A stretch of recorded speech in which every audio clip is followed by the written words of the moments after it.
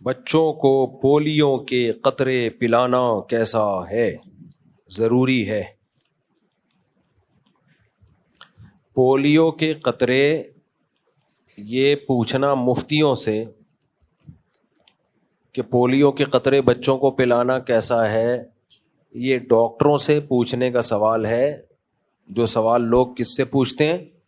مفتیوں سے۔ پھر یہاں وہی سوال ہوتا ہے، لوگ کہتے ہیں اصل میں یہ یہودی لوگ پلا رہے ہیں، ایجنٹ ہیں، تو ڈاکٹر تھوڑی بتائیں گے۔ ڈاکٹر آپ کو یہ تو بتائے گا نا کہ یہ پولیو کے قطرے سے بچے کو فائدہ ہوتا ہے کہ نہیں ہوتا۔ اچھا، پھر بہت سارے سوال ہوتے ہیں کہ ان کو ہمارے ہاں ٹیسٹ کی اجازت کیوں نہیں ہے لیب میں؟ اس کا جواب بھی ڈاکٹروں سے پوچھو، وہ ڈاکٹر آپ کو بتائے گا کہ اجازت ہے یا نہیں ہے، آپ کے پاس وہ مشینیں ہی نہیں ہیں۔ تو یہ میں نے بہت اس طرح کی چیزیں بہت کی ہیں، شروع میں ہمیں بھی نہیں معلومات تھیں، لیکن جب ہم ڈاکٹروں سے ملے ہیں جو ریسرچ سینٹر میں ہوتے ہیں ڈاکٹر، جہاں ویکسین بنتی ہیں امریکہ میں، جاپان میں، وہاں کے جو دیندار ڈاکٹر ہیں ان سے تحقیقات کی ہیں، تو وہ کہتے ہیں بھائی یہ ضروری ہے۔ اور انڈیا، افغانستان، پاکستان اور شاید انڈیا کے بھی بہت سے علاقے ہیں، وہ جن ملکوں میں یہ ویکسین نہیں پلائی جاتی ان میں ابھی تک پولیو کی بیماری ہے۔ لوگ پھر ایک سوال یہ پوچھتے ہیں کہ وہ ہمارے کب سے خیر خواہ ہو گئے کہ ہمیں فری پھوکٹ میں پلا رہے ہیں تاکہ ہمارے بچوں کو پولیو نہ ہو۔ بھائی وہ ہمارے خیر خواہ نہیں ہیں، وہ اپنے خیر خواہ ہیں۔ انہیں پتا ہے کہ ایک بھی دنیا میں پولیو کا مریض زندہ رہ گیا نا تو یہ بیماری دنیا میں دوبارہ سے پھیلے گی، اس لیے انہوں نے فیصلہ کیا کہ جڑ سے ختم کر دو اس کو۔ جیسے یہ جو پہلے ہوتا تھا نا، چہرے پہ چیچک کے داغ نکلتے تھے، چیچک کے دانے پہلے نکلتے تھے نا، ہم نے تو اپنے بچپن میں بہت سے لوگ دیکھے تھے ان کے چہرے پہ کھڈے پڑے ہوئے ہوتے تھے۔ یہ چیچک کی بیماری دنیا سے ختم ہو گئی کیونکہ انہوں نے سب کو ویکسین لگا کے جڑ سے اس بیماری کا دنیا سے الحمدللہ خاتمہ کر دیا۔ اب پولیو کا بھی یہ چاہتے ہیں بھائی دنیا سے خاتمہ ہو جائے، اس میں سب سے بڑی رکاوٹ مذہبی لوگ بنے ہوئے ہیں۔ تو مذہبی لوگ بھی اپنا تماشا دنیا میں کیوں بنوا رہے ہو بھائی؟ تمہاری فیلڈ نہیں ہے، تم مت ڈاکٹروں کی فیلڈ میں گھسو، تم فتویٰ دو، طلاق ہو گئی ہے، وراثت ہے، طلاق نہیں ہوئی ہے، نماز کیسے پڑھی جائے گی، حج کیسے کیا جائے گا، ماں باپ کی اطاعت، ماں باپ کے احکام، تمیز، what is the definition of تمیز، تمیز کیا چیز ہوتی ہے، تہذیب کیا چیز ہوتی ہے، طہارت کیا چیز ہوتی ہے، اللہ کے کیا حقوق ہیں، مخلوق کے کیا حقوق ہیں، جنت کیا ہے، جہنم کیا ہے، موت کے بعد کی زندگی کیا ہے۔ یہ مذہب کا ٹاپک یہ ہے، تو اس کے حد تک رہنا چاہیے۔ ہاں اگر پولیو میں کوئی ایسی حرام اجزاء شامل ہیں اس پہ بحث مفتیوں سے کی جا سکتی ہے، حضرت یہ حلال ہے حرام ہے۔ تو باقی یہ کہ یہ جو ویکسین ہے یا جو بھی میڈیسن ہے وہ سارا ڈاکٹروں کا کام ہے۔ اور دوسرا بڑا مسئلہ یہ ہے کہ صرف یہ مذہبی طبقے کا نہیں ہے، ہر شخص ہمارے ہاں دوسرے کی فیلڈ میں گھسا ہوا ہے۔ حکیموں سے آپ ڈاکٹروں کے بارے میں بات کرو، چند حکیموں کو چھوڑ کے سارے حکیم کیا کہتے ہیں؟ ڈاکٹر 2 نمبر ہوتے ہیں۔ تم نے MBBS کیا ہے جو تمہیں پتا ہے ڈاکٹر 2 نمبر ہوتے ہیں؟ ایک حکیم نے کہا پیناڈول کے اتنے سخت سائیڈ افیکٹ ہیں کہ 5 سال تک باڈی میں اس کے سائیڈ افیکٹ رہتے ہیں۔ یار تم پھینکنے پر گورنمنٹ کی طرف سے پابندی ہے نہیں، پھینک لو، اور اتنے مضبوط سے بتاتے ہیں جیسے پتہ نہیں کیا۔ تو میں نے کہا یہاں کے ڈاکٹر تو نہیں کہتے کہ پیناڈول کے اتنے 5 سال تک رہیں گے؟ کہتے ہیں ابے یہاں کے ڈاکٹروں کو پتا کیا ہے، کم بختو یہاں کے ڈاکٹروں کو پتا نہیں ہے جو پیناڈول کا تھوڑا سا انہوں نے پڑھا ہوا ہے، اور حکیم جس نے پیناڈول کی سپیلنگ نہیں آتی اس کو پتا چل گیا پہلے سے۔ سارے حکیم نہیں ہوتے ایسے، بہت سے صحیح حکیم بھی ہوتے ہیں، لیکن میجورٹی ایسے ہی پھینکوؤں کی چل رہی ہے۔ ڈاکٹر بھی یہ کام کرتے ہیں۔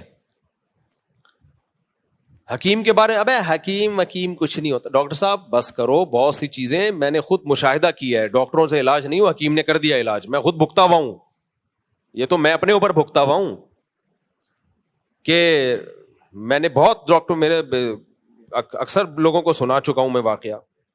پیٹ کا مسئلہ تھا ایک دفعہ، گلے کا مسئلہ ہوا، سارے ڈاکٹر حکیم وہ ہومیوپیتھک تھک گیا، ایک حکیم صاحب نے 2 دن میں فٹ فاٹ کر دیا مجھے۔ تو لیکن یہ بات ہے کیونکہ حکیموں کی سرپرستی نہیں ہے اب گورنمنٹ کی طرف سے، حکمت کا جو علم ہے نا اس کی گورنمنٹ اب سرپرستی نہیں کر رہی ہے، تو اس میں فراڈیوں کی تعداد روز بروز بڑھتی چلی جا رہی ہے۔ پہلے ہندوستان میں جو صدیوں مسلمان علاج کراتے رہے ہیں، بیماریاں ٹھیک ہوتی تھیں، وہ سارے حکیم ہی کرتے تھے۔ گورے بھی آئے ہیں حکیموں سے. ابھی حیدرآباد میں ایک حکیم ہے, اب تو شاید اللہ کرے زندہ ہوں, امید ہے, بڑی عمر تھی ان کی. تو ان کا کیا تھا, ان کے دادا کے پاس ابھی تک ایک گورے کا سرٹیفکیٹ ہے. ان کے دادا کا علاج کیا تھا ایک حکیم نے, ان کے دادا حکیم تھے, انہوں نے علاج کیا تھا ایک انگریز کا. ایک انگریز آفیسر تھا ہندوستان میں, جب ہندوستان میں حکومت تھی ان کی گوروں کی, اس کو کوئی خطرناک بیماری ہو گئی, وہ علاج کرا کر آگے تھک گیا, نہیں ٹھیک ہوا. تو یہ جو حیدرآباد کے حکیم صاحب ہے نا, ان کے دادا کے پاس آیا, وہ ان کے دادا نے علاج کر دیا. وہ بڑا خوش ہوا, تو اس نے ان کے دادا سے بولا مانگو کیا مانگتے. انہوں نے کہا بس کچھ بھی نہیں چاہیے, ایک سرٹیفکیٹ بنا دو مجھے کہ لا علاج بیماری تھی میں نے ٹھیک کیا ہے, بس اس کو پلاسٹک کوٹنگ کرا کے اور اپنی اسٹیمپ لگا دو اس پہ. وہ ابھی تک ان کے پاس اسٹیمپ چلی آ رہی ہے. تو لوگ مجھ سے فوراً بیان کے بعد ان حکیم صاحب کا نمبر, بھائی وہ دادا کا کام تھا ان کے دادا نے کیا تھا. تو باقی میں کسی کی پبلسٹی تو نہیں کرتا نا, کوئی کچھ غلط ٹیکا لگا, حکیم تو ٹیکے لگاتے نہیں, کوئی غلط معجون کھلا دی میرے گلے پڑ جاؤ گے. تو وہ اس کا کیا فائدہ ہوا, ان حکیم صاحب کا ماشاءاللہ بڑا بزنس چلا وہ سرٹیفکیٹ کی وجہ سے. تو سب میں کچھ فائدے مند ہوتے ہیں سب, تو کبھی کسی ایک دوسرے کی 100% نفی مت کرو. باقی ایک حقیقت ہے کہ جتنی ترقی اس وقت میڈیکل سائنس نے کی ہے, کسی اور فیلڈ نے اتنی ترقی نہیں کی. تو ان میں حکیم ہو یا ہومیوپیتھک ہو, جو سپیریئر ہے وہ کون ہے, وہ میڈیکل سائنس ہی ہے. تو ٹھیک ہے, چند باتوں میں حکیم کی دوائیں زیادہ فائدہ پہنچا دیتی ہیں. کچھ حکیمی دوائیں ایسی ہیں جو زندگی بھر استعمال میں ویسے ہی رکھو, بڑا فائدہ ہوتا ہے, جو صدیوں سے استعمال ہوتی چلی آ رہی ہیں. ڈاکٹر نہیں مانتے ان کو, تو ڈاکٹروں کی مت سنو اس میں, وہ صدیوں سے, کیونکہ ڈاکٹر نے اس کی ریسرچ ہی نہیں کی ہے نا. جن ڈاکٹروں نے ریسرچ کی ہے وہ ماننے لگے ہیں. پھر کچھ دوائیں ایسی ہیں جیسے جن کو نزلہ رہتا ہے نا, اکثر سر میں جمع رہتا ہے نزلہ, وہ استو خدوس, وہ مارکیٹ سے خرید لیں, گرم پانی ہو قہوے کی طرح, اس میں 1 چمچہ حل کر کے رات کو پی لیا کریں پابندی کے ساتھ. بہت فائدے ہیں اس کے, دماغ بھی, بال دیر سے سفید ہوں گے آپ کے, اور وہ سارا کچرا وچرا دماغ سے کیل کے باہر نکال دے گی, وہ بہت فائدے مند ہے. اور اگر نہیں بھی ہے تو بھی کھا لو, کوئی نقصان نہیں ہے اس کا, فائدہ ہی فائدہ ہے. ڈاکٹر نہیں مانیں گے اس کو, ڈاکٹر کو کیا پتا, اس تو خدوس کی اسپیلنگ نہیں آتی ڈاکٹر کو. تو اب پھر بھی اس میں بھی ڈاکٹر ٹانگ اڑا رہا ہے, ابے یہ کچھ بھی نہیں ہے, حکیموں کی بنا ہے. بھائی یہ صدیوں سے ایک آزمودہ نسخہ ہے, ایک جڑی بوٹی ہے, بہت فائدے مند ہے. ڈاکٹر تحقیق کرے گا تو آ جائے گا اس طرف. ہمیں یاد ہے بچپن میں حکیم لوگ اس سب ہول کا چھلکا دیتے تھے, ڈاکٹر نہیں مانتے تھے اس کو. اب سارے ڈاکٹر لکھ کے دے رہے ہیں سب ہول پیا کرو, اور یہ فائدہ, یہ نقصان بھی ہے اس کے, کچھ فائدے بھی ہیں. تو اسی طرح حکیموں کی ایک دوا ہے معجون فلاسفہ. کبھی بیٹھو گے تو حکیموں کی دواؤں کی فہرست بتاؤں گا میں آپ کو. معجون فلاسفہ اتنی زبردست چیز ہے. جوارش کمونی, مزہ نہ آئے پیسے واپس. پیٹ کے لیے اتنی بہترین دوائی, یہ زیرے سے بنتی ہے, زیرے سے. جن کو پیٹ کے ابھار اور یہ سب چیزیں رہتی ہیں, تو وہ جوارش کمونی ہر کھانے کے بعد گرم پانی سے تھوڑا سا کھا کے دیکھیں, ایسا بہترین خاندانی پیٹ ہو جائے گا. ہاں جب پیٹ کی کوئی پرانی بیماری ہو, کوئی زخم ہو, وہ ایک الگ بات ہے. چھوٹے موٹے تو یہ نہیں سے ہو جاتے ہیں. جوشاندہ, یہ جو جڑی بوٹیوں والا آتا ہے, یہ نہیں جو آپ قہوہ کی شکل میں پیتے ہیں, یہ جو جڑی بوٹیوں والا جوشاندہ ہے نا, جڑی بوٹیوں والا, اتنا فائدے مند ہے صحت کے لیے. آپ کو نزلہ ہو دیر سے ٹھیک کرے گا, یہ دیر سے, لیکن خاندانی ٹھیک کر دے گا آپ کو. آپ اس کو 2 گھنٹے پانی میں بھگوئیں, پھر یعنی 2 گلاس پانی میں آپ نے 2 گھنٹے یہ جوشاندہ بھگونا ہے. ابھی بھی میرے پاس پڑا ہوا ہے دراز میں, بس پڑا ہوا ہے, دیکھ دیکھ کے خوش ہوتا رہتا ہوں, کیونکہ اس کے لیے محنت کرنی پڑتی ہے. یہ جوشاندہ آپ نے جڑی بوٹیوں والا, یہ آپ نے 2 گھنٹے پانی میں بھگو کے رکھا, ہلکی آنچ پہ, اسٹیل کی دیگچی میں ہلکی آنچ پہ پکایا اس کو, 1 کپ رہ گیا, اور اس کو چھان لیا. وہ کڑوا کڑوا آپ پی کے رات کو سو جاؤ, اور جو کچرا بچا ہے اس میں 2 گلاس اور ڈال دو. اچھا کمال کی بات ہے, یہ نسخہ مجھے بچپن میں ایلوپیتھک ڈاکٹر نے بتایا تھا. مجھے نزلہ بہت رہتا تھا نا, سر میں جمع رہتا تھا. اس نے کہا مفتی صاحب ہمارے پاس تو اینٹی الرجی ہے, ہم کھلائیں گے, آپ ٹھیک ہو جاؤ گے, پھر ویسے ہی ہو جاؤ گے. اور اس نے کہا کہ یہ پیو, یہ ہر چیز ٹھیک, پیٹ بھی ٹھیک کرے گا, جسم کو طاقت بھی بحال کرے گا, دماغی طاقت, اس کا نسخہ ہی آپ پڑھ لو نا. ایسی خاندانی چیزیں, خمیرہ, گاؤ زبان اور بلفشائیں گلفشاں, پتہ نہیں کیا کیا, ایسی جنت کے سارے پھل اس میں ڈالے ہوئے انہوں نے. نام سے ہی آدمی کے خوش ہو جاتا ہے. تو ہے کڑوا, مزہ نہیں آئے گا پینے میں, تو شہد ملا لو اس میں. ہم تو کڑوا بھی پی لیتے ہیں. آپ رات کو پیو, پی کے سو جاؤ, اور وہ آپ نے جو وہ تھا نا وہ 2 گلاس پانی دوبارہ اس میں ڈال دیے, صبح پھر اسے بوائل کرو اور 1 کپ رکھ لو, پھر وہ بھی پی لو نہار منہ خالی پیٹ. چند دن پی کے دیکھو, ایک دم فائدہ نہیں ہوگا. 3-4 دن کے بعد آپ دیکھو سر سے پرانا فرنیچر, پرانے جو چیزیں نکلیں گی نا, جو چیزیں نکلیں گی ناک کے راستے, پرانا فرنیچر, پرانے لحاف, دادی کا جہیز, ٹوٹی ہوئی الماریاں, جیسے پرانے گھر سے نہیں سامان نکل رہا ہوتا جب صفائی ہوتی ہے, پرانے چپل, یہ سب کچھ نکلے گا سر سے. حقیقت تو صاحب ایک دم سر آپ کا صاف ستھرا, پیٹ سسٹم ایک دم خاندانی ہو جائے گا. 1 ہفتہ پی لو اپنے خرچے پہ.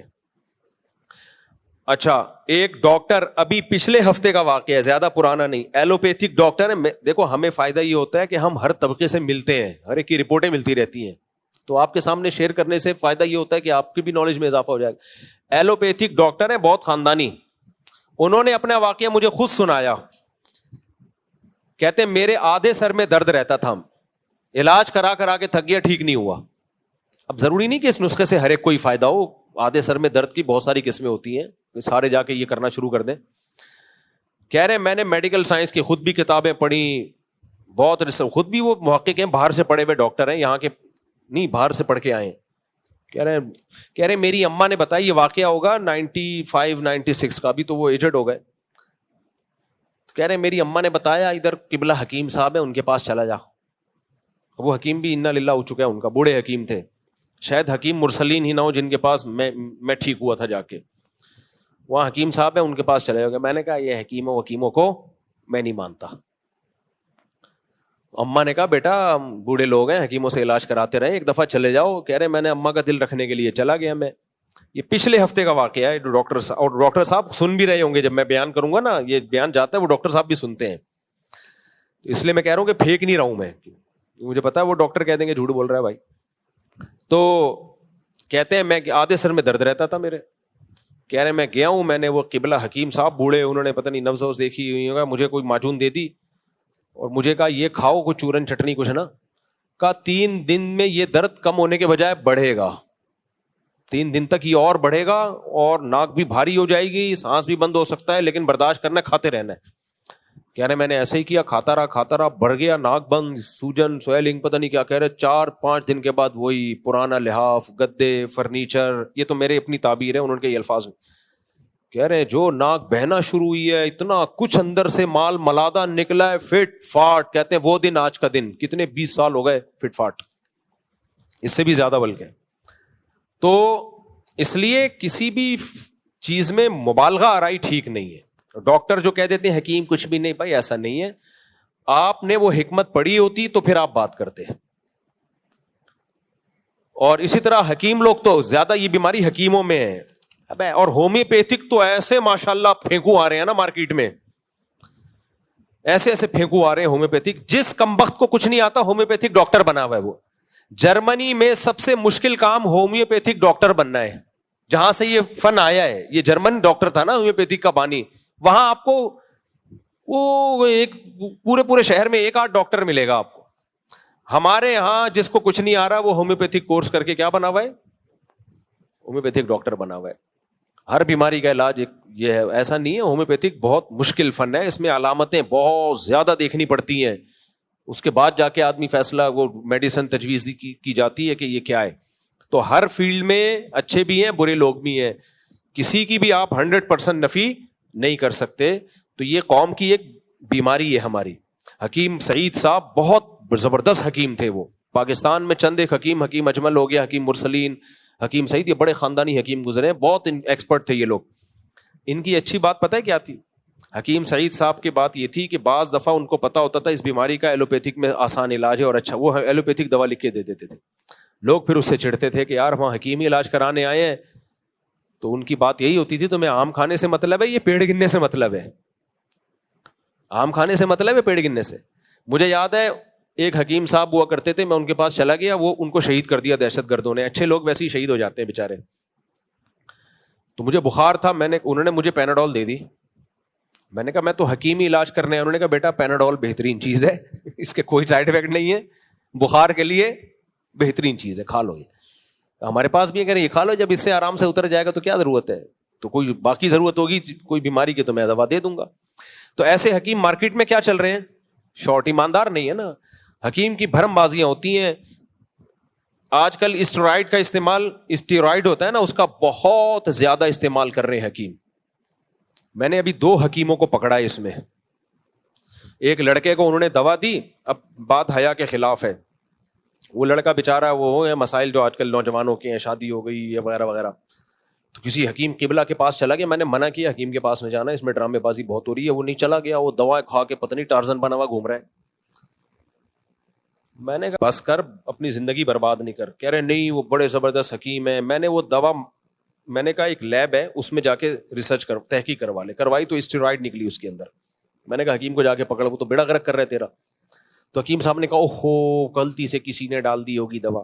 ایک اور حکیم اس سے بھی بڑا, بڑے نیک پرہیزگار قبلہ حکیم تھے, وہ ان کے پاس چلا گیا, وہاں سے لے کر آیا. پھر میں نے اس کو منع کیا, میں نے کہا مت پڑھو ان چکروں میں, یہ تمہارا دماغی مسئلہ ہے اور جسمانی نہیں ہے. کھوپڑی خراب ہوئی ہے, یہ سائیکیٹرسٹ یا سائیکولوجسٹ کو دکھاؤ. نہیں جی وہ شوق تھا, اس کی تحقیق کروائی, اس میں بھی اسٹیرائڈ. کچھ حکیموں نے کروڑ پتی بن گئے. کیسے؟ پیناڈول کا پاؤڈر بنایا ہوا ہے کوٹ کے. اب پیناڈول آپ کھاتے ہیں, آپ کی باڈی ہلکی پھلکی ہو جاتی ہے. انہوں نے کیا کہ نیو کراچی میں تھا, پکڑا گیا تھا حکیم کو. وہ کیا کرتا تھا, پیناڈول اور ڈسپرین اس کے نا پاؤڈر بنا کے تھوڑا سا اس میں چورن بھی ملا دیا تاکہ پتہ ہی نہ چلے کیا ہے.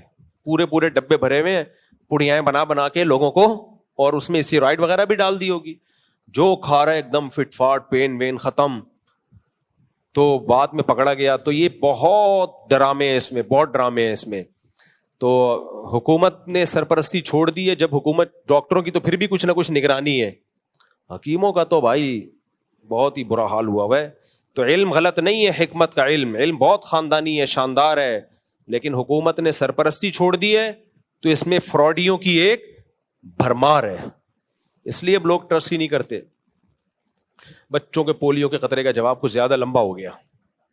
پلایا کرو پولیو کے قطرے. میں بھی اب بچوں کو پلاتا ہوں, پہلے نہیں پلاتا تھا میں, لیکن اب پلانا شروع کر دیا. جب ہمارے بہت نالج بڑھی ہے, باہر ملکوں میں ٹریولنگ ہوئی ہے, بڑے بڑے ڈاکٹروں سے ملے ہیں, تو میرے سارے اشکالات کا انہوں نے جواب دے دیا ہے. میں کہتا ہوں بھائی ڈاکٹر کی, بلکہ میں تو اب جو بیماریاں عام ہیں, جو عام نہیں ہیں, اچھا کچھ بیماریاں ایسی ہیں جو خطرناک نہیں ہیں, ان کی ویکسین میں نہیں کراتا. جیسے خسرہ ہے, چکن پاکس ہے, ڈاکٹر کہتے ہیں ویکسین کراؤ, میں نہیں کراتا. میں کہتا ہوں جتنا نیچرل چلو گے میرا خیال ہے, میری رائے زیادہ اچھا ہے. کیونکہ خسرہ ایسی چیز ہے جو موت کا سبب نہیں بنتی ہے, اگر کیئر کی جائے وہ اپنا ٹائم پورا کر کے ختم ہو جاتا ہے. اسی طرح چکن پاکس سب بچوں کو نکلتے ہیں, نکلنے دو ایک دفعہ, کیونکہ نیچر کا کوئی متبادل نہیں ہے بھائی. نیچرلی جو کام ہوگا وہ باڈی میں جو امیون سسٹم اس کا پیدا ہوگا وہ زیادہ اچھا ہے. ڈاکٹر تو کہتے ہیں چکن پاکس کے بھی ٹیکے لگاؤ, خسرے کے بھی لگاؤ, تو ہو سکتا ہے وہ صحیح کہتے ہوں بھائی, لیکن ہم کہتے ہیں بھائی کیونکہ ڈینجرس نہیں ہے, وہ موت کا ذریعہ نہیں بنتے. خسرہ اگر بہت ہی کوئی بگڑ جائے تو موت کا ذریعہ بنتا ہے, لیکن عام طور پر سب بچوں کو خسرہ ہوتا ہے. جو کام نیچرلی ہو سکتا ہے وہ فطرت ہے. لیکن پولیو تو ایسی چیز نہیں ہے نا کہ ہو گئی تو وہ خود ہی ٹھیک ہو جائے گا, وہ تو ٹیڑھا میڑھا کر کے جائے گا آدمی کو. یا چیچک تو ایسی خطرناک بیماری ہے, وہ تو چہرہ خراب کر دیتی ہے وہ. تو ایسی ڈینجرس جتنی بھی بیماریاں جو آپ کے ملک میں پھیلی ہوئی ہوں, ان کی ویکسینیشن لازمی کروانی چاہیے. اپنے آپ پر بھی رحم کھاؤ, قوم پہ بھی رحم کھاؤ, ماں باپ پہ بھی رحم کھاؤ, بلکہ ماں باپ کو چاہیے بچے پہ رحم کھائیں. بچے کو توکل کی بھیٹ نہ چڑھائیں, یہ کوئی توکل نہیں ہے. ایسے بھی لوگ میں جانتا ہوں جنہوں نے بچوں کو پولیو نہیں پلایا, بچوں کو پولیو ہو گیا. اب جب وہ بچہ بڑا ہو کے تحقیق کرے گا کہ مجھے قطرے پلا دیے جاتے تو مجھے نہ ہوتا, اس کے دل میں کیا عزت رہے گی اپنے ماں باپ کی. تو اس لیے یہ اچھا ایسی باتیں کرو. لوگ کہتے ہیں سرکاری ملا درباری ملا. ہمیں نہ پولیو والوں سے کوئی پیسے ملتے ہیں, نہ کہیں سے کوئی ایک دھیلا بھی نہیں ملتا ہمیں. آپ کے فائدے کے لیے بتا رہے ہیں, ماننا ہے مانو, نہیں تو تجربے کی بھینٹ چڑھاؤ اپنے بچوں کو, تجربے کرتے رہو. وہی لنگڑے لولے معاشرہ ہمارا. یورپ امریکہ میں جاؤ, ایک بھی آپ کو نہیں ملے گا کوئی بیچار, یعنی کوئی اس طرح کا پولیو کا مریض. ہمارے یہاں بھرے ہوئے ہیں. تاجدار احمد شاہ کیا سید لوگ بخشے جائیں گے؟ نہیں بھائی, سید بھی سے بھی حساب و کتاب ہوگا. سیدہ فاطمہ رضی اللہ تعالی عنہا سے زیادہ مبارک ہستی کون ہو سکتی ہے؟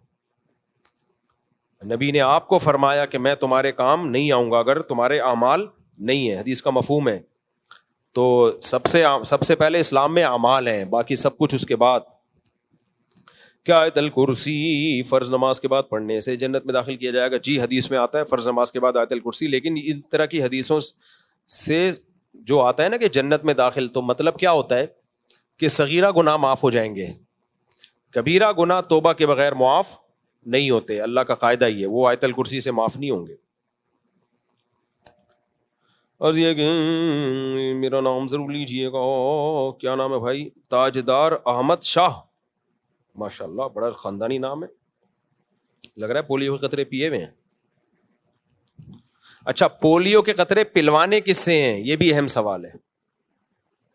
پولیو کے قطرے ہر نتھو پھتو سے نہیں پلاؤ, پتہ نہیں منہ میں کیا ڈال کے چلا جائے. وہ اپنے علاقے کی جو کلینک میں جو آپ کا ریلائبل ڈاکٹر ہے اس سے پلوا کے بچے کے نشان لگوا دو, تاکہ پھر جو پولیو ٹیم آتی ہے نا اس کو بتاؤ بھائی ہم نے پلا دیا ہے.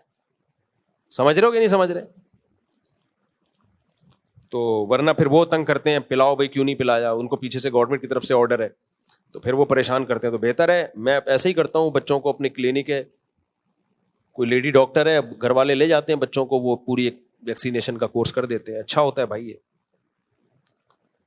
ہمارے اب دیکھو یہ کووڈ کی ویکسین آئی ہے دنیا میں, اس کے بعد کووڈ الحمدللہ ختم ہو گیا, ورنہ ایک لائن لگ گئی تھی بھائی. اچھا, ایک اور اہم بات ہے, بعض لوگ ایسے ہیں جن کو کووڈ کی ویکسین لگی اور انا للہ ہو گیا ان کا. خبریں آ رہی تھی, دیکھو میرے ماموں کو پولیو کے وہ کووڈ کی ویکسین لگی, چل پڑے فلانے چل پڑے. میرے پاس ڈاکٹروں کی فہرست ہے, میں نے فون گھمائے, ڈاکٹر صاحب وہ بھی مر گیا, وہ بھی. ڈاکٹر نے ایک بڑی زبردست بات کی, اس نے کہا مفتی صاحب اس میں کوئی ایسی چیز نہیں ہے جو بندہ مار دے.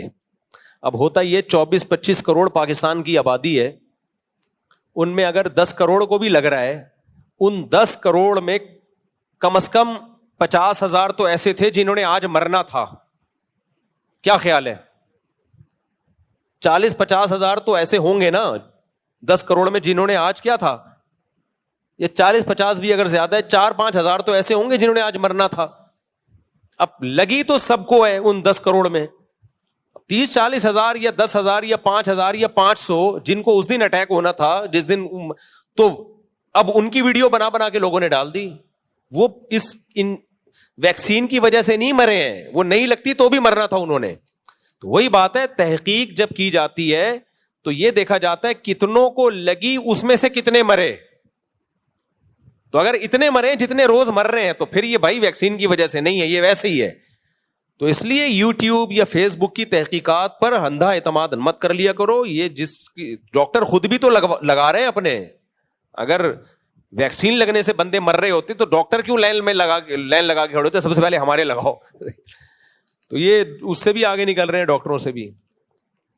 یہ بیماری پاکستان میں ہے, جو فنٹر جتنے ماشاءاللہ ریسرچر پاکستان میں پیدا ہوتے ہیں. یار ایک بڑی پیاری ویڈیو بیان سے ہٹ کر ہے لیکن بتا دوں, کچھ لڑکے ویڈیو بناتے ہیں, منہ پہ لال رومال نہیں ہوتا, لال رومال رکھ کے,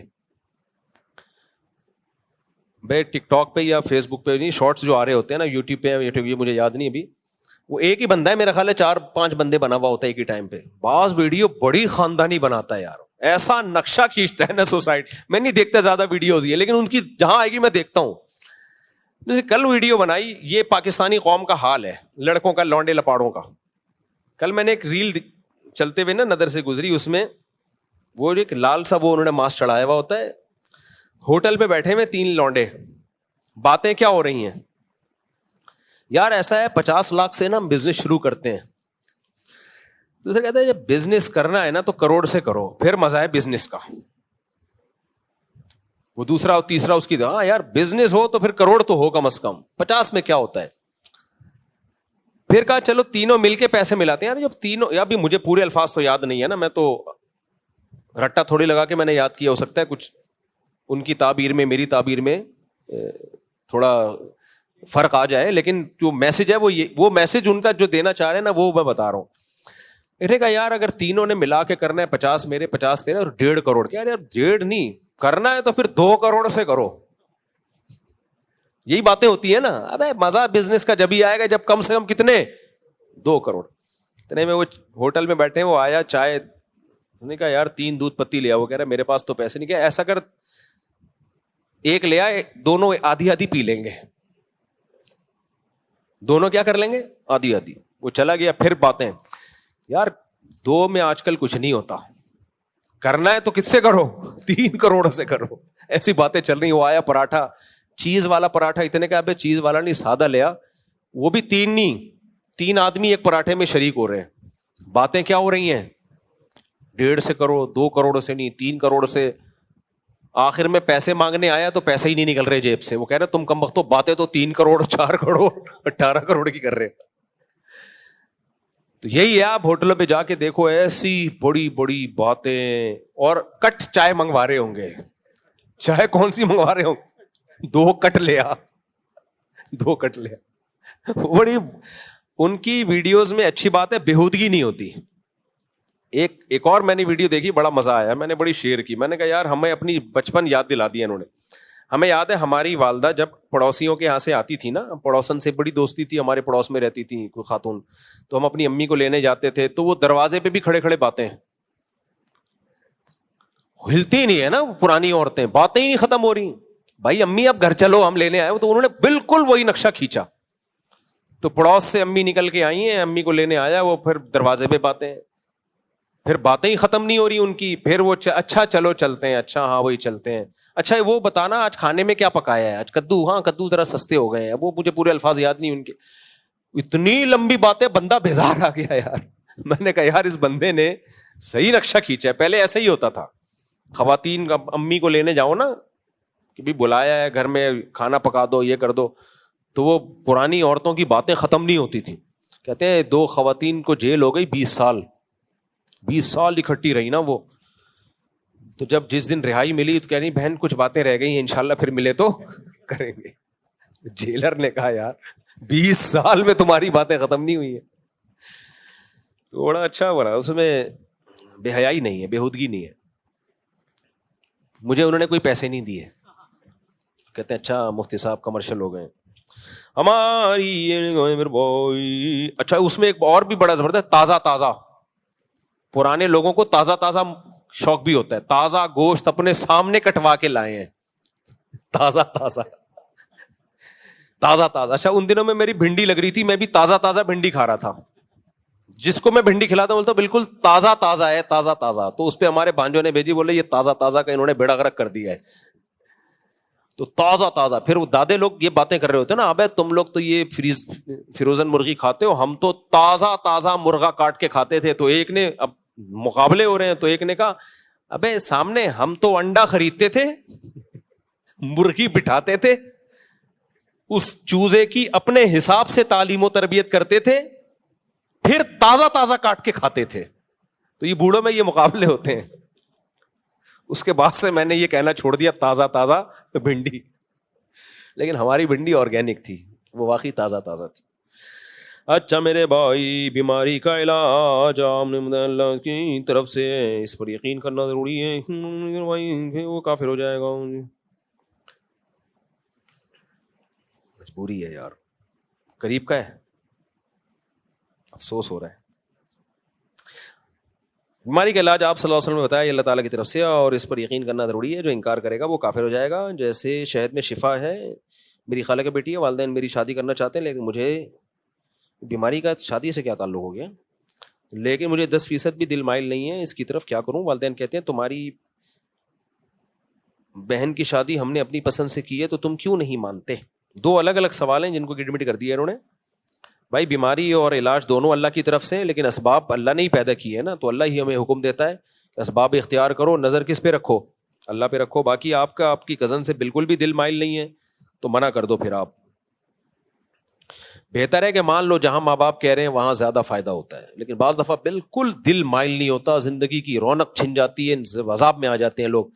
ایسی صورت میں ایک دفعہ اڑ جانا وہ زیادہ بہتر ہوتا ہے بنسبت ساری زندگی روتے رہنے کے.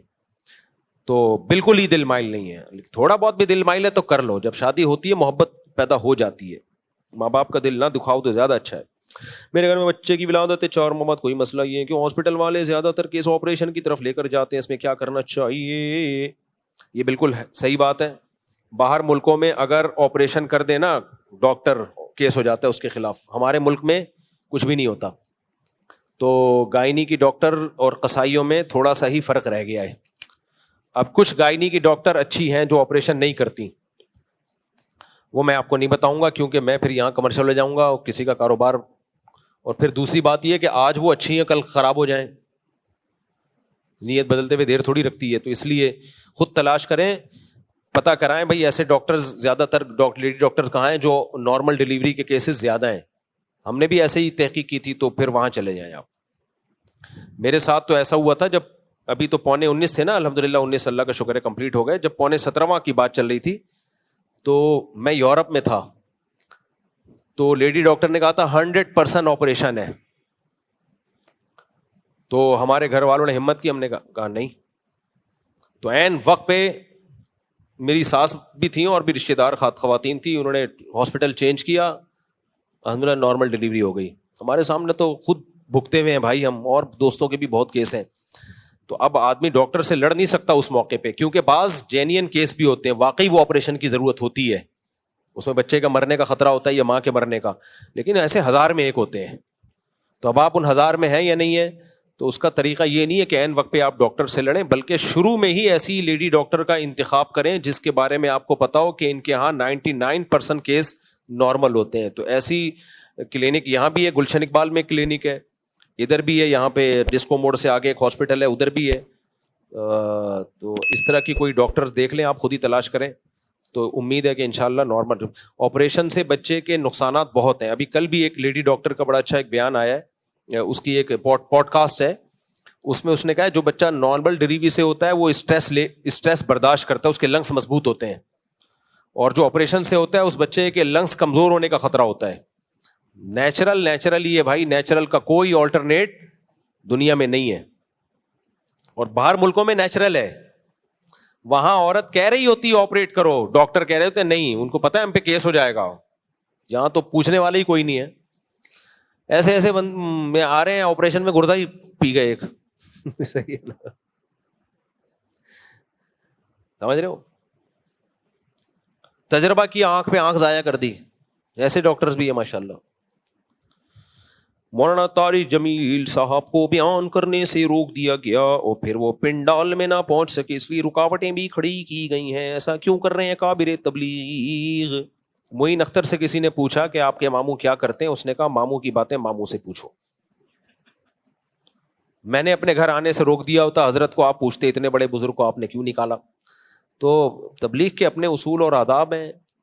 بہتر پتہ ہے کیا ہے کہ لفڑے میں پڑو ہی نہیں, ہم سے قیامت کے دن اس بارے میں سوال نہیں ہوگا. ہمارے لیے دونوں قابل احترام ہے بس.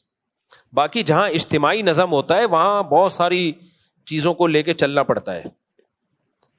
تبلیغ والوں کا ایک نظم ہے, ایک سسٹم ہے, ان لوگوں کا ایک پورا ایک نظام ہے, وہ تھوڑی اس نظام کو آگے پیچھے ہونے دیتے ہیں. جو اصولی طور پر ایک بات ہے جو بالکل بدیہی طور پہ غلط معلوم ہوتی ہے, دیکھو جہاں بھی انسان ہوتے ہیں آپس میں اختلاف ہوتے ہیں, لیکن میڈیا کی زینت نہیں بننا چاہیے. وہ میڈیا کی زینت نہیں بننا چاہیے. جو بھی روٹی کھائے گا, گوشت کھائے گا, کچھ نہ کچھ. اللہ نے صحابہ میں اختلاف کیوں کروایا؟ حالانکہ وہ تو رحماء بینہم ہے نا, تاکہ امت کے پاس یہ بھی ایک رہے بھائی یہ بھی ہو سکتا ہے. تو اہل سنت والجماعت نے کیا کیا جب صحابہ میں اختلاف ہوا؟ بھائی دونوں ٹھیک ہیں, غلط فہمیاں تھیں, ہو گیا اختلاف, تبھی ہم حضرت علی کو بھی جنتی اور سیدنا معاویہ کو بھی, سیدنا علی کو بھی جنتی, سیدنا معاویہ کو بھی جنتی. تو اس لیے لفڑے میں نہ پڑے, زیادہ بہتر ہے. مفتی صاحب نام شیریں زادہ میرے والد صاحب کی زمین غرام ہے, آپ اس حق میں بہتری کی دعا کر دیں, اللہ تعالیٰ انہیں صحت عطا فرمائے. دل سے دعا ہے بھائی, اللہ ان کو صحت عطا فرمائے. اگر رشتہ داروں میں کوئی غریب ہو تو اس کی مدد کے لیے زکوٰۃ دے سکتے ہیں. زکوٰۃ بتا کے دینی چاہیے, غریب ہو تو دے سکتے ہیں, ڈبل ثواب ملے گا. بتا کے نہ دیں, اس کو ہدیے کے نام پہ دیں. دل میں زکوٰۃ کی نیت کریں, زبان سے کہیں گفٹ ہے. اپنے حق کے لیے لڑنا چاہیے یا نہیں, شریعت کیا حکم دیتی ہے؟ دونوں طرح کی حدیثیں ہیں. کچھ حدیثوں سے ہمیں یہ پتہ چلتا ہے کہ اپنے حق کے لیے لڑنا چاہیے. جیسے حدیث میں آتا ہے من قتل دون مالہ فہو شہید. صحابی نے پوچھا یا رسول اللہ میرا مال چھیننے کوئی آئے تو میں کیا کروں؟ آپ نے فرمایا لڑو. فرمایا وہ بھی لڑ رہا ہے, فرمایا تم بھی لڑو. فرمایا وہ قتل کی کوشش کرتا ہے, فرمایا تم قتل کر دو اس کو, جان بچانے کے لیے قتل کر رہے ہیں نا. تو آپ نے فرمایا تم قتل کر دو گے وہ جہنم میں جائے گا, اس نے پہل کر کے تمہیں مار دیا, تم شہید ہو جنت میں جاؤ گے. یہاں کیا ترغیب ہے؟ بولو، حق کے لیے لڑنے کی.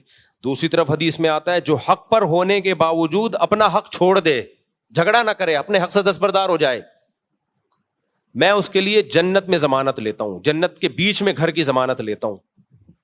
اب بھائی ایک حدیث میں آ رہا ہے اپنا حق ہر قیمت پہ لو، دوسری میں آ رہا ہے چھوڑ دو، تو دونوں کا مطلب الگ الگ ہے. جہاں حق نہ لینے میں فساد کا خطرہ ہو، اگر لوگ ڈاکوؤں کو، چوروں کو پیسے دیتے رہیں، سزائیں نہ دیں، تو چور اور چوری اور ڈکیتی بڑھے گی.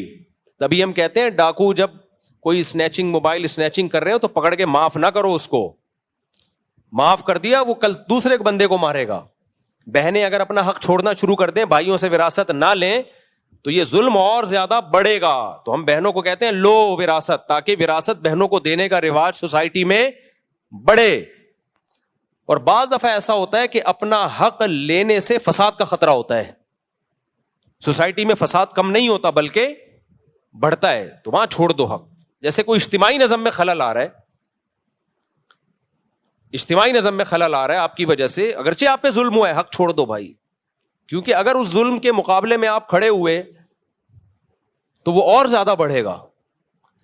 جیسے نبی صلی اللہ علیہ وسلم نے فرمایا ظالم حاکم، اجتماعی نظم ہے نا، حکومت کا ایک نظم ہے، صحیح حدیث ہے یہ، صحیح مسلم کی حدیث کا مفہوم اپنے الفاظ میں بیان کر رہا ہوں میں، کہ ایک ظالم حاکم ہے، حکومت ہے، اسٹیٹ ہے، اب اس کی اطاعت کرنی ہے. بعض دفعہ کیا ہوتا ہے وہ آپ پہ ظلم کر رہا ہوتا ہے، اب آپ نے فوج لے کے اس کے اوپر چڑھائی کر دی، قتل و غارت کا ایسا بازار گرم ہوگا کہ ملک دو ٹکڑوں میں، اور حکومت بھی ویسی کی تیسی ہو جائے گی جو ہوتی رہی ہے ماضی میں.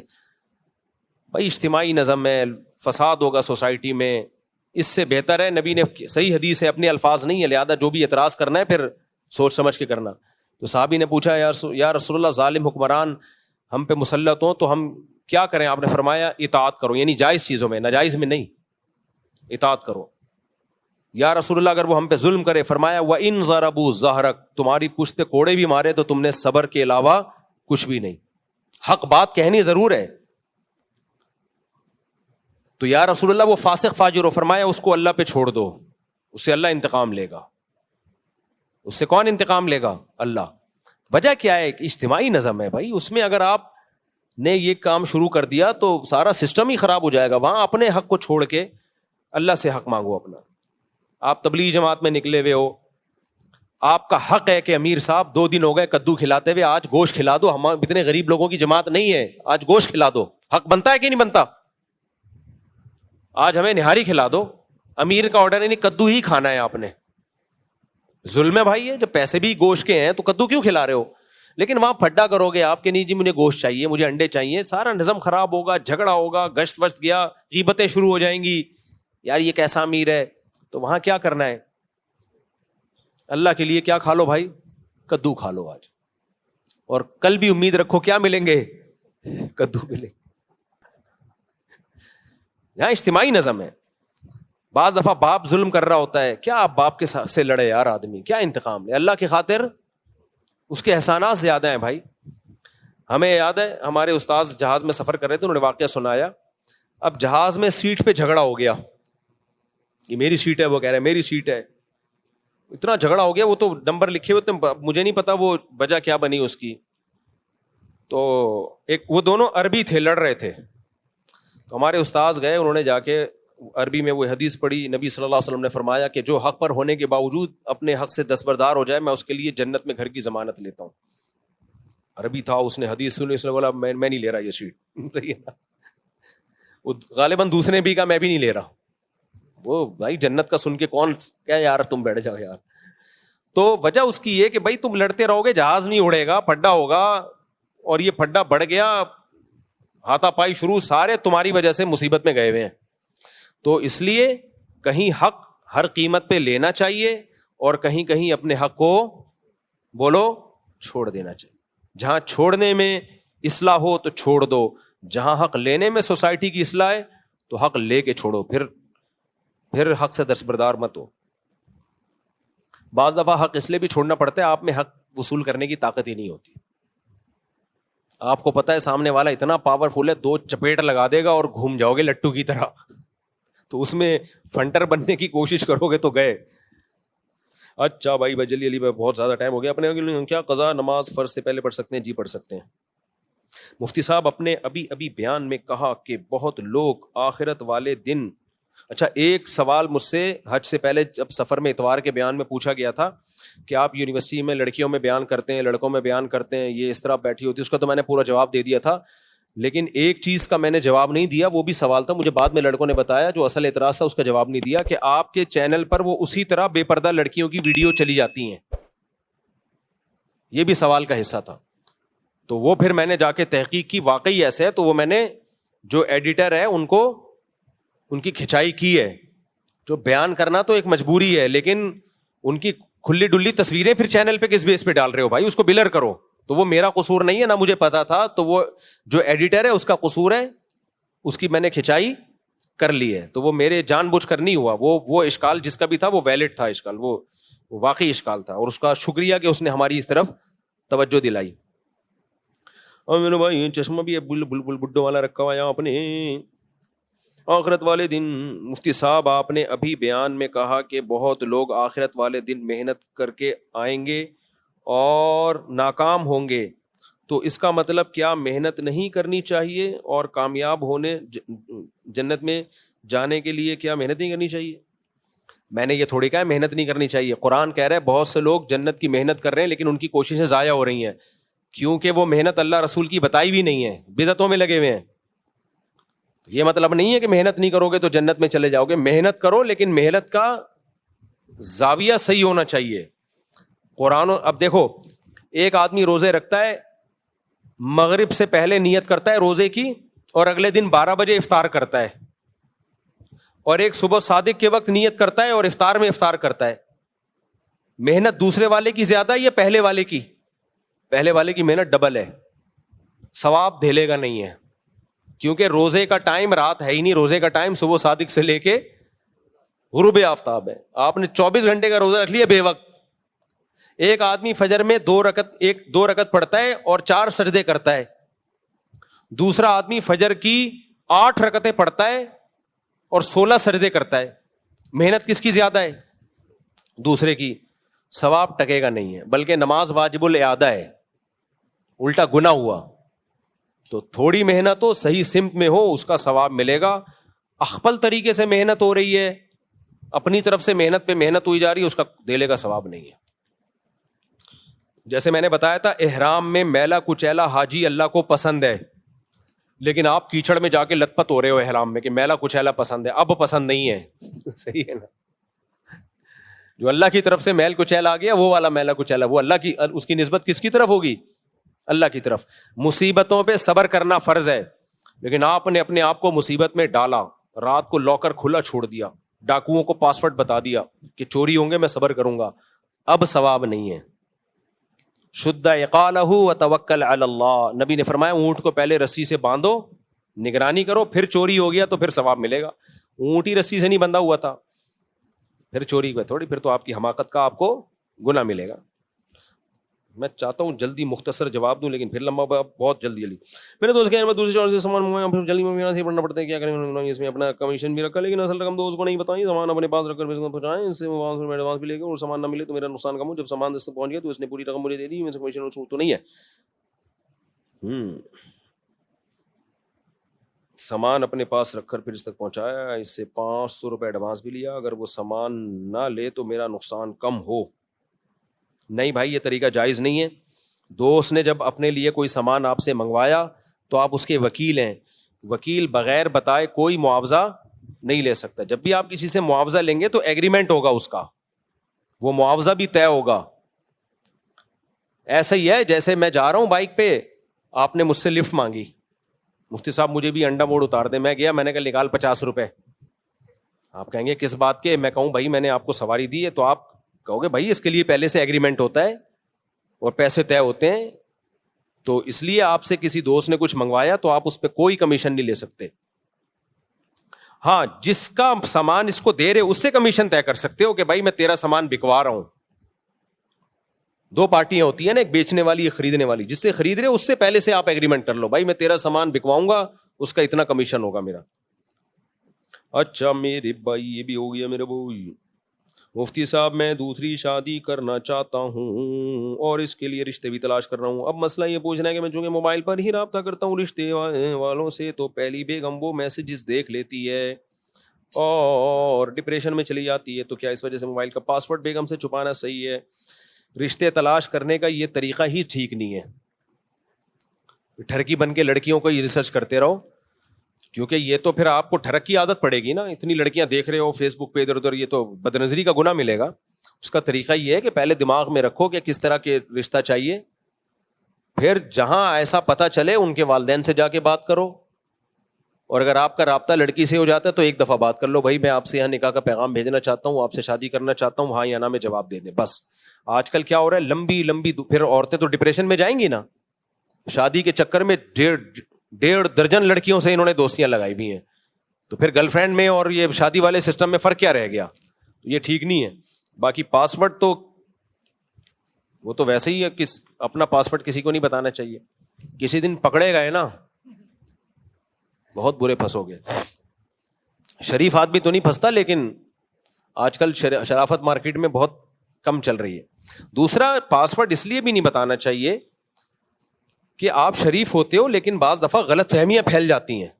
میں نے ایسے کیس دیکھے ہیں, کسی دوست نے لڑکی بن کے میسج بھیج دیا, آئی لو یو بول دیا, اور لڑکیوں والی آواز, وہ مذاق کیا. بیگم ایسی بدگمان ہوئی ہے, وہ قسمیں اٹھا کے کہہ رہا ہے, لیکن دل خراب ہو گئے.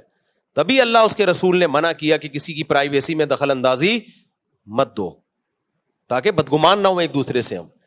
یہ منع ہے, غلط ہے. یہ جو خواتین اپنے شیخ اور مرشد کو اصلاحی خط لکھتی ہیں, علماء نے لکھا ہے وہ خط پڑھنا جائز نہیں ہے, اس لیے کہ اس میں عورت اپنے گناہ لکھ کے دے رہی ہوتی ہے اپنے کسی بھی جو مینٹور ہوتا ہے, کہ تاکہ مجھ سے یہ گناہ چھوٹیں.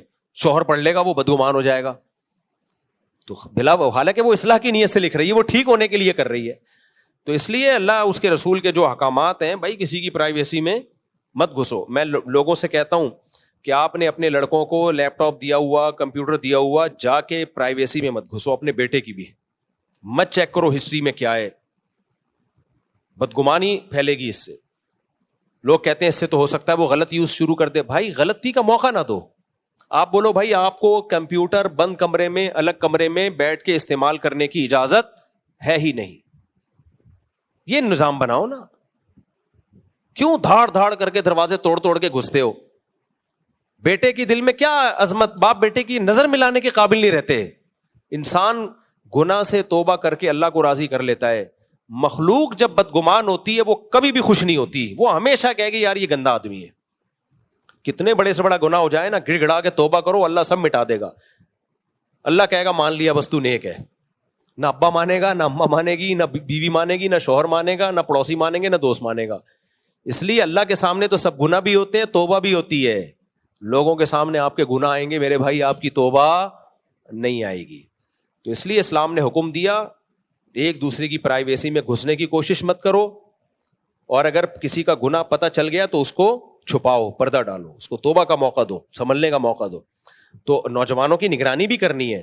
تو نگرانی کا طریقہ یہ بھائی, بند کمرے میں کنوارے چھڑے چھاٹ کو آپ سسٹم کمپیوٹر استعمال کرنے ہی مت دو, موبائل استعمال کرنے مت دو. بچیوں کو اینڈرائڈ والا موبائل لونڈے لپاڑوں کو لے کے ہی مت دو. بولو جب شادی ہو جائے گی ابھی نارمل موبائل رکھو, خاص طور پہ جو ٹین ایجر لڑکے ہوتے ہیں. اور اگر دے دیا تو اس کو بولو بھائی اوپن ہوگا جو کچھ بھی ہوگا. بند کمرے میں گھسا ہوا ہے, واش روم میں گھنٹہ لگا دیا, آئی نہیں رہا. اتنا قبض کسی کو نہیں ہوتا 1 گھنٹہ, اور وہ بڑھاپے میں ہوتے ہیں یہ قبض. اتنے جوانی میں تو اتنا تھوڑی لمبا قبض ہوتا ہے, 2 گھنٹے ہو گئے, یا تو بے ہوش ہو گیا ہے یا اللہ خیر کرے. اب آپ نے کیا کیا, واش روم میں کیمرہ لگا دیا. یہ غلط ہے بھائی, یہ غلط ہے.